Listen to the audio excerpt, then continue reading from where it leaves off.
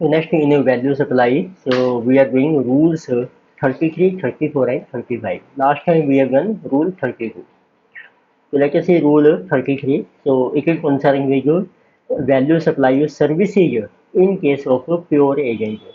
तो last time हमने एक रूल किया था जिसमें कहा value supply of goods through agent. अब हम कर रहे हैं value supply of services through pure agent. तो उसमें भी हम यही देखेंगे जब आप एजेंट के थ्रू सर्विसेज प्रोवाइड करते हैं तो उसमें अब वैल्यू क्या लेनी है अपने सर्विसेज की। Rule 33, this is services of pure agent.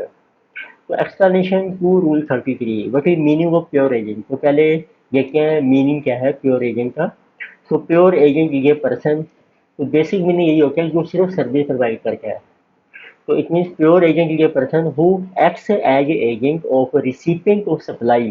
तो जो रिसीवर है तो उसके बिहाफ पे एज ए एजेंट वो काम कर रहा है। हु इनकर एक्सपेंडिचर और कॉस्ट, इनका cost of supply of goods or services or both. और वो एक्सपेंडिचर इनकर करता है ये इनकी कॉस्ट ऑफ सप्लाई जब वो गुड्स की सर्विसेज आपको या सर्विसेज की सप्लाई करता है, या जब सप्लाई करता है गुड्स की या सर्विसेज की।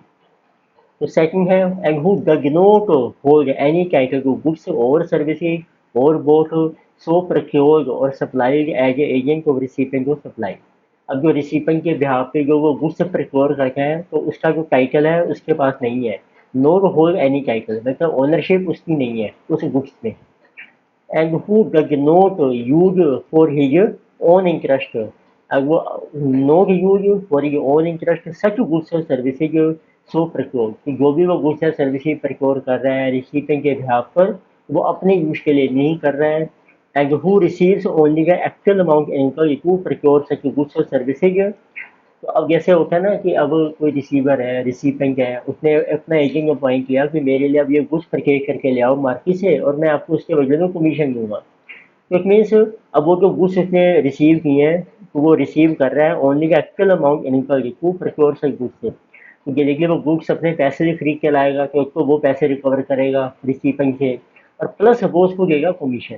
तो इट मीन्स एक तो वो अमाउंट रिकवर करेगा एक्चुअल अमाउंट जो उसने इनकर किया है and plus the amount receive getting commission for the services provided on his own account. और वो जो गुड्स को खरीद कर लाने की बायर के बिहाफ पर उसने सर्विस दी है उसके बदले में उसको मिलेगी कमीशन। तो अब क्वेश्चन ये है कि जो प्योर एजेंट है तो उसकी वैल्यू सप्लाई क्या लेनी है आपने, और जिसके ऊपर जीएसटी चार्ज होगा उसकी taxable value of supply of pure agent की जो है is amount received for services provided on his own account excluding expenditure income as pure agent on behalf of principal. जो खर्चा उसने प्रिंसिपल के बिहाफ पे किया है ना, जो मनी स्पेंड की है जैसे गुड्स परचेज करी है प्रिंसिपल के बिहाफ पर, जो प्रिंसिपल कौन है इसमें रिसीवर है जो बायर है, तो वो नहीं लेना हमने, सिर्फ हमने लेना है जो उसको सर्विसेज प्रोवाइड करने के कारण जो अमाउंट मिलेगा उसका नाम था कमीशन। तो वही उसकी वैल्यू मानी जाएगी सप्लाई एजेंट के केस में। तो अब आते हैं अब जो कमीशन है या और उसमें कौन कौन से एक्सपेंसिव अपने और इंक्लूड नहीं करने, exclusion of expensive. The expenditure or cost incurred by supplier of services pure agent is excluded from value supply.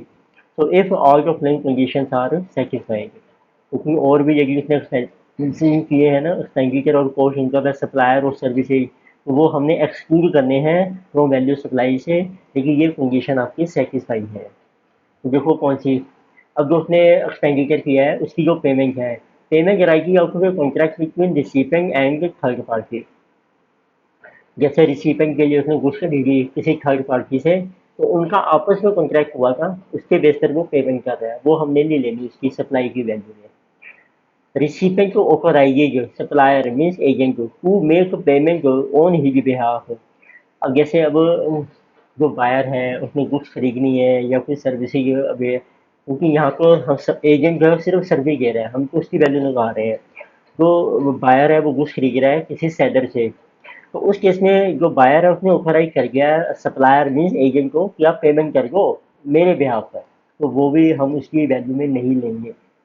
Supplier agent shows the payment separately in the invoice issued by him to the recipient. अब देखिए agent कोई bill भी issue कर रहा है अपने service charge का और उसमें गुड्स की वैल्यू भी दिखा रहा है अलग से, तो जो गुड्स की वैल्यू उसने अलग से दिखाई है सेपरेटली वो भी नहीं लेंगे हम। Just supplies procured by supplier from third party as a pure agent of recipient are in addition to services that he provides on his own account. तो मीन जो वो गुड्स वगैरह परचेज कर रहे हैं ना थर्ड पार्टी बायर के behalf पे, तो वो इन एडिशन है वो सर्विसेज जो वो सर्विस दे रहे हैं अपने बिहाफ पर, उसके अलावा the supplier needs to fulfil all the above condition, तो ये सारी कंडीशन सेटिस्फाई होनी चाहिए एजेंट के लिए, and in order to qualify as a pure agent, तभी वो प्योर एजेंट माना जाएगा जिसे क्वालिफाई नहीं है, क्वालिफाई है। तो in case the conditions are not satisfied then such expenditure incurred is included in value supply under GST। अब जैसे एजेंट है ना, एजेंट को सपोज कर लो उसने गुड्स खरीद के ला कर देनी है किसी कस्टमर के बिहाफ पर, अब उसको ट्रैवलिंग खुद करनी है, मोबाइल का कोई एक्सपेंस है वो भी खुद बियर करना है, उसके बदले को कमीशन मिलेगी। फिर वो जो एक्सपेंस इनकर कर रहे हैं ना वो हम उसकी जीएसटी की सप्लाई की वैल्यू में ऐड कर देते हैं। अब आते हैं नेचर ऑफ किस टाइप की प्योर एजेंट सर्विसेज होती है। Pure agent provides of flowing types of services to the recipient, जैसे makes payment to third party, वो बायर के बिहाफ पे थर्ड पार्टी को पेमेंट कर रहा है। Collects payment from third party, लेकिन सेलर का वो एजेंट है तो वो कलेक्शन कर रहा है। Supplied goods or assets to third party, या थर्ड पार्टी को गुड्स भेजेगा या assets on behalf of recipient of service and earn the income by way of commission for services provided to the recipient. तो ये जो services दे रहे हैं ना वो रिसीवर को बायर को, उसके बदले में उसको मिलती है commission. So in this case, value supply is the commission earned and expenses incurred in course of such services provided to the recipient। अब हमने लिखा ना कि वो कमीशन तो उसको अर्न होगी और एक्सपेंसिव को इनकर करेगा। एक्सपेंसिव कौन से लेने हैं, जैसे वो पेट्रोल का एक्सपेंस करेगा अपनी सर्विस देने के लिए, मोबाइल का एक्सपेंस इनकर करेगा, वो लेने हैं अपने। जो उसने गुड्स खरीदी है बायर के बिहाफ पे उसकी वैल्यू नहीं लेनी है। एग्जाम्पल देखो, हमने एग्जाम्पल बनाए हैं कि जो डिफरेंट एजेंट्स कौन कौन से हैं। The following are some examples of pure agent services and taxable value क्या लेंगे हम सप्लाई के in case of pure agent services.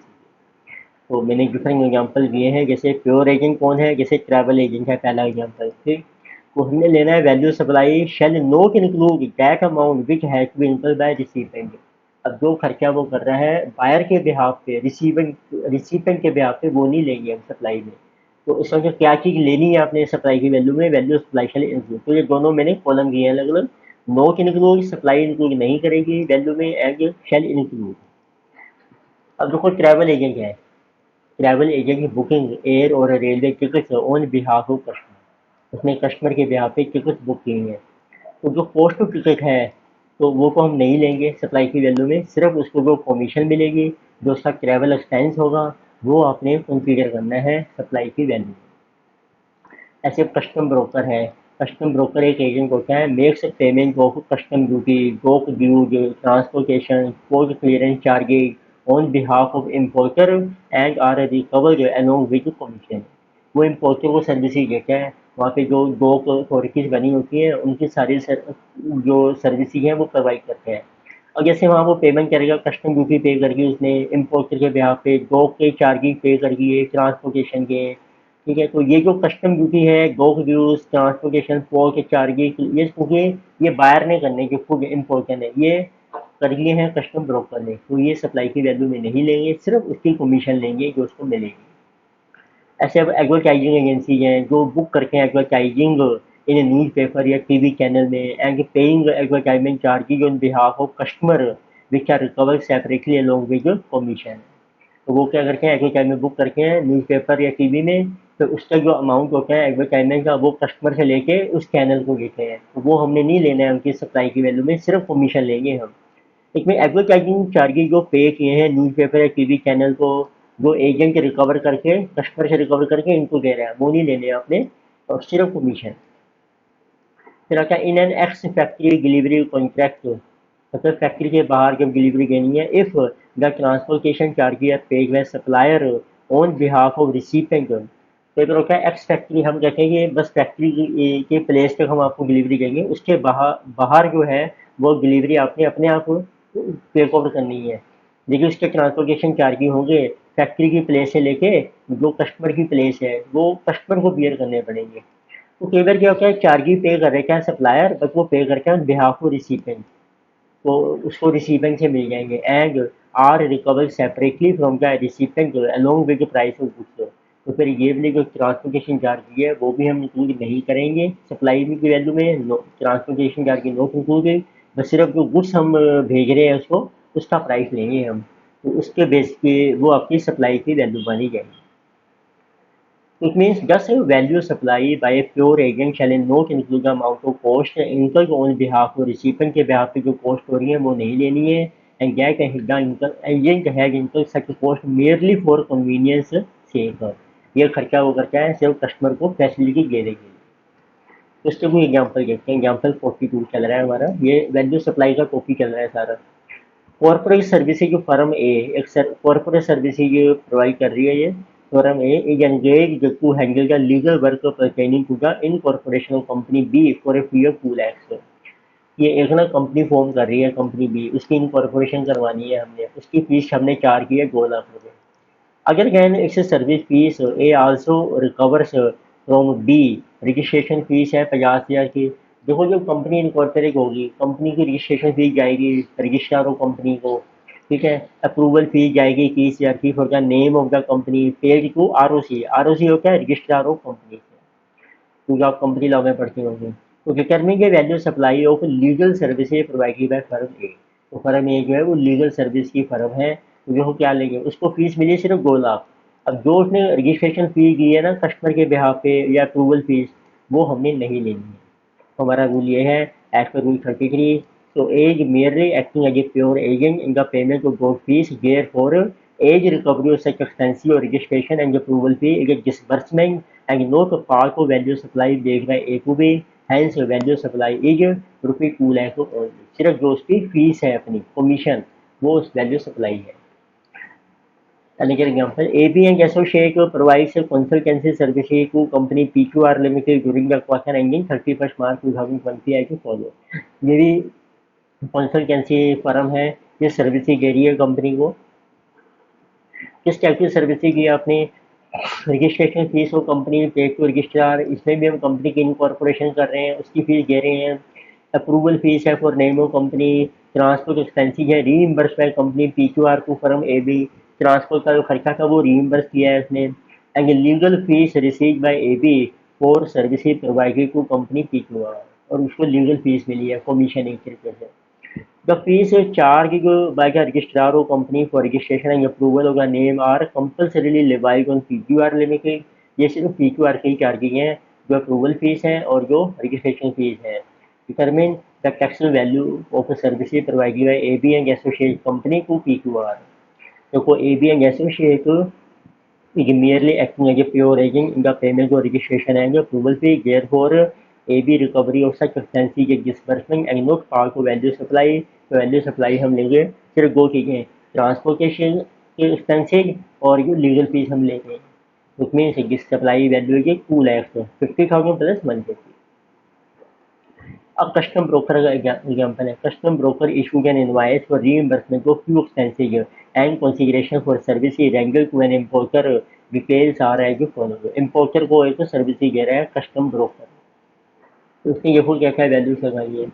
तो अमाउंट चार्ज इन इनवॉइस में एजेंसी की इनकम है 20,000, ट्रैवलिंग एंड जो होटल एक्सपेंसेज हैं, कस्टम ड्यूटी है, डॉक ड्यूज है।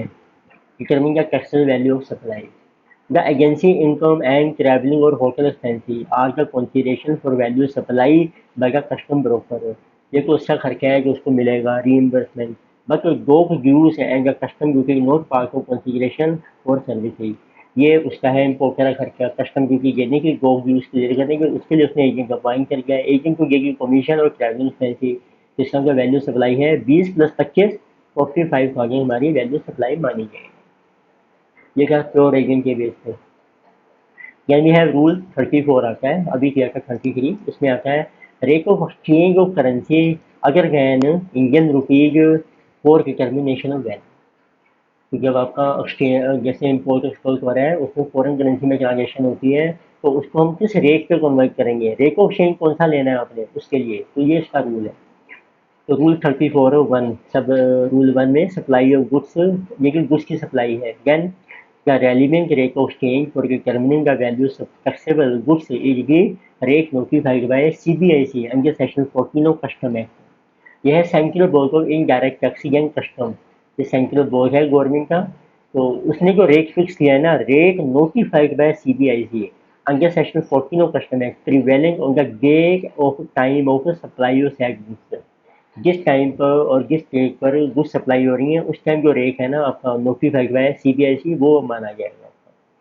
The date of such rate of change is to be taken based on the time of supply of such goods। जिस time पे supply हो रही है गुड्स की उस टाइम जो रेट है। देखिए सर्विस का केस है, सेक्शन रूल 34 सब रूल 2 में आता है। The relevant rate of change for determining the value taxable service is the rate determining as per GAAP. GAAP होते हैं generally accepted accounting principle prevailing to on the date of time of supply of said service. तो जिस time आप service दे रहे हैं उस time देखो हमारे अकाउंटिंग के बेस पे क्या रेट बनता है आपका वो लेना है आपने, इसमें सीबीआईसी का रेट लेना है।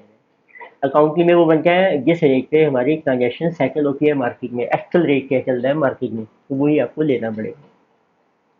फिर आता है रूल 35 में, तो इसमें कहा कि value supply inclusive of IGST, CGST, SGST और ये UPGST। कई बार रखना सप्लाई की वैल्यू में जीएसटी पहले इंक्लूड करके गया तो उसको आप एक्सक्लूड कर दो। तो value supply inclusive of GST, when value supply is inclusive of GST का tax amount GST determining as follow. तो पहले टैक्स अमाउंट निकाल लो आप, तो वैल्यू इंक्लूसिव ऑफ टैक्स ले लो कितनी है, तो इसका मतलब ये वैल्यू वो है सब 100 प्लस जीएसटी का रेट है जो भी, तो सब हम कह सकते हैं जैसे जीएसटी 18% है तो ये 118 बन जाएगा। देखिए 118 है ये टोटल वैल्यू, तो उसमें जीएसटी कितना है 18, तो 118 में 18 है तो ये जो टोटल वैल्यू इंक्लूडेड टैक्स है उसमें कितना जीएसटी है, proportional method uniquely method apply हो जाएगा। तो वैल्यू सप्लाई आ जाएगी, वैल्यू इंक्लूसिव ऑफ टैक्स जो आपने ली है और इनटू कर को 100/100 प्लस जीएसटी रेट। तो ऊपर से वाले फार्मूले से सिर्फ जीएसटी का अमाउंट निकला, देखिए वैल्यू निकालनी है। तो ये टोटल अमाउंट था आपका 100 प्लस जीएसटी 118, ठीक है, तो उसमें कितनी सप्लाई की वैल्यू है 100 है, तो जो टोटल वैल्यू है आपकी इंक्लूसिव ऑफ टैक्स उसमें कितनी वैल्यू है आपकी सप्लाई की वो डिटरमिन हो जाएगी प्रपोर्शनल में। एग्जाम्पल देखते हैं 45। An assessee was under impression that his product is exempt from GST and hence sold the goods at the rate of ₹1000 per unit without GST। एक कस्टमर को लगा कि सेलर है जो भी एसएससी कि उसकी गुड्स एग्जाम्प्ट है तो उसने सेल कर दी 1000 पर यूनिट विदाउट जीएसटी पे। लेकिन उन्होंने एक बार फाउंड किया कि एक्चुअली का प्रोडक्ट हुआ कि चार्जेबल भी का IGST एक 18%, पर बाद में पता लगता है कि इस पर तो IGST लगना था 18%। तो टैक्स डिपार्टमेंट क्लेम किया कि since goods were supplied without GST transaction value should B ₹1000 and GST payable on such value for ₹180 which is 1000 into 18%। तो जीएसटी डिपार्टमेंट कहता है कि अब 1000 की वैल्यू है उस पर 18% जीएसटी लगा के 180 दे दो। और ये जो 180 जीएसटी होता है ना वो हम कस्टमर से रिकवर करते हैं, लेकिन इसको पहले ही पता होता कि मेरी जो गुड्स टैक्सेबल है तो वो 1000 प्लस 18% लगाता जीएसटी कस्टमर से लेकर 1180 रुपये, पर अब उसको सिर्फ 1000 रुपये ही मिले हैं। तो अब उस केस में क्या होगा, हम ये मानेंगे ये जो 1000 रुपये उसको मिले हैं ये इंक्लूसिव है, आपका वैल्यू इंक्लूसिव ऑफ टैक्स मानी जाएगी। ये मेन पॉइंट होता है इसमें। तो इसमें असेसी ने क्लेम किया कि जो प्राइस है 1000 का it should be taken as inclusive of GST and actual GST payable should be calculated by back calculation determine वो correct GST payable per unit. तो एक्ट रूल के हिसाब से क्या है, एक्ट रूल 35 और CGST rules that transaction value shall be taken as cum tax price and tax payable should be calculated by back calculation. वो भी ये कह रहे हैं कि जो प्राइस है आपका 1000 वो कम टैक्स प्राइस माना जाएगा, तो आपको बैक कैलकुलेशन करनी पड़ेगी, उसके थ्रू आपका टैक्स डिटरमिन हो जाएगा। Hence the transaction value and GST payable आ रहा है जो फॉलो। तो कोई ट्रांजैक्शन वैल्यू क्या बनेगी, जैसे जो 1000 है total price into 100 transaction value है, नीचे आएगी 118 जीएसटी मिला के, तो ये ट्रांजैक्शन वैल्यू आ गई। जीएसटी आ जाएगा 1000 इंटू वो 18 है जीएसटी, नीचे टोटल 118 है तो किसी ओवर जीएसटी। ठीक है, ये हमने डिस्कस किए, सारे रूल्स हमारे कंप्लीट हो गए हैं। रूल 35 को प्रैक्टिकल एग्जांपल भी हमने डिस्कस किए। अब देखते हैं कुछ क्वेश्चन हैं हमारे सप्लाई ऑफ वैल्यू के बेस पे। क्वेश्चन 1 है, can the transaction value be questioned if supplier and recipient relationship come into existence after entering into contract or arrangement to supply goods or services. नहीं, जब आपने ना cell करी थी या कोई दूसरी या सर्विस प्रोवाइड की थी, तब जो सप्लायर और रिसिपेंट थे, उनका जो रिलेशनशिप था वो एग्जिस्ट नहीं कर रहा था, मतलब वो रिलेटेड पार्टी नहीं थे। ठीक है, उस टाइम हमने प्राइस डिटरमिन कर दिया। तो अब बाद में उनका रिलेशन एग्जिस्ट हो गया दोनों का आपस में। तो क्या जो ट्रांजेक्शन वैल्यू थी आपकी, क्या हम उस पर क्वेश्चन कर सकते हैं कि वो वैलिड है या नहीं है आपकी? ठीक है, क्योंकि रिलेशन हो गया, बाद में वो रिलेटिव पार्टी बनी है। तो हमारा रूल तो ये है कि जिस डेट को आप ट्रांजेक्शन कर रहे हो सेल परचेज की, उस टाइम देखो वो रिलेटिव पार्टी तो नहीं है। लेकिन वो नहीं है तो वो ट्रांजेक्शन वैल्यू आपकी एक्सेप्ट हो जाएगी। देखिए, वो रिलेटिव पार्टी है उस टाइम फिर एक्सेप्ट नहीं होगी। ठीक है, तो हमारा रूल देखो, the law provides that if the contracting parties are related to each other, this relationship prima facie has to influence the price at which the transaction is being carried out. तो फिर यदि आपका वो पहले से relation में है ना, रिलेटिव पार्टी है, तो उससे हमारा जो प्राइस होता है वो इन्फ्लुएंस हो जाता है, क्योंकि आपस में जो प्राइस होते हैं वो प्राइस कम चार्ज कर सकते हैं या जो रिलेटिव होते हैं। So since the relationship did not exist on the date the prices were finalized, that is, date of entry into the contract, transaction value is not influenced by the relationship between supplier and receiver. पर इस case में ये relation नहीं था, तो इसलिए transaction value जो है वो इन्फ्लुएंस नहीं हुई है हमारे रिलेशनशिप में। तो इन सबके case transaction value should be accepted हो जाएगी in case supply effected prior to the forming of such relationship. However, पर ये वही ट्रांजेक्शन वैल्यू मानेंगे जो उनके रिलेशन के एग्जिस्ट करने से पहले पहले हो गई है। तो हमने लिखा देखो, for supply effected after the two person become relative person, the transaction value can not be accepted and reference must be made to the valuation rule. फिर आपके वैल्यूएशन रूल सप्लाई होगी। Question 2, so what type of discounts given to customer be allowed as a deduction from transaction value supply and section 50? तो उसमें दो तरह के discount आते हैं, टू टाइप्स ऑफ डिस्काउंट हैं जो प्रिस्क्राइब किए हैं, which will be excluded from transaction value. Number one को होता है trade or cash discount at the time of sale, allowed as a deduction if it is allowed as a deduction, right, if the discount is recorded on the face of invoice, देखिए वो record है पहले से। फिर आता है एक post supply discount, supply होगी उसके बाद देखते हैं, पर ये भी तब हम एक्सक्लूड करते हैं लेकिन वो पहले से आपने एग्री किया था। If such a discount be based on the arrangement entered into before or at the time of supply and it can be linked to relevant invoices, तो सप्लाई करने से पहले आपका डिसाइड हो गया था और आप उस इनवाइस के साथ इसका लिंक कर सकते हैं, तो वो एक्सक्लूड हो जाएगा। तो discount is allowed to be on the condition that the recipient reversing the tax credit related to such discount available earlier. पर इसमें ये होता है क्योंकि डिस्काउंट हम बाद में दे रहे हैं, तो फिर जो बायर ने क्रेडिट लिया था इनको टैक्स क्रेडिट का जितना क्रेडिट लिया उसने डिस्काउंट के अमाउंट पे वो उसको रिवर्स करना पड़ता है। क्वेश्चन 3 है, विल जीएसटी बी एप्लीकेबल और any interest charge for payment after credit period? Paper होता है ना कि हमने कुछ सेल करी 1 महीने के क्रेडिट पे, पर कस्टमर ने पेमेंट करी 3 महीने में, तो 2 महीने का हम एक्स्ट्रा चार्ज करते हैं इंटरेस्ट जो डिले होता है, तो क्या उस पर भी अब जीएसटी लगेगा? क्या वो वैल्यू में इंक्लूड होगा? तो हमारा रूल ही यही है, इंटरेस्ट है, पेनल्टी है, लेट फीस है, charge from the customer would be liable to GST, yes वो टैक्सेबल है। However, if the law provides that GST liability on such a value can be paid only on receiving such additional amounts, तो और GST का law भी कहता है कि हमने जीएसटी लाइबिलिटी जो है और such value can be paid only on receiving such additional amount. तो ऐसे आता है question 4, are subsidy receive from private enterprise on procurement of eco friendly capital goods required to be included in the transaction value. हमने क्या कहा, government subsidy नहीं अपने include करनी, प्राइवेट सब्सिडी मिलेगी प्राइवेट एंटरप्राइज से तो वो अपने इंक्लूड करनी है। सब्सिडी के directly link to price of supply are to be included in the transaction value where such subsidy are not provided by central or state government.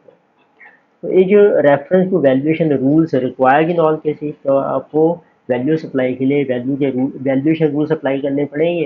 तो हमने एक क्वेश्चन किया गया सेक्शन 15 सब सेक्शन 1 किया गया कि वैल्यूएशन रूल कब apply नहीं होते, when transaction are between unrelated person and price is the sole contribution. फिर रूल नहीं लगाने हैं, देखो वही है, valuation rules are not applicable if the transaction value in between unrelated person and price is the sole consideration at the time of supply.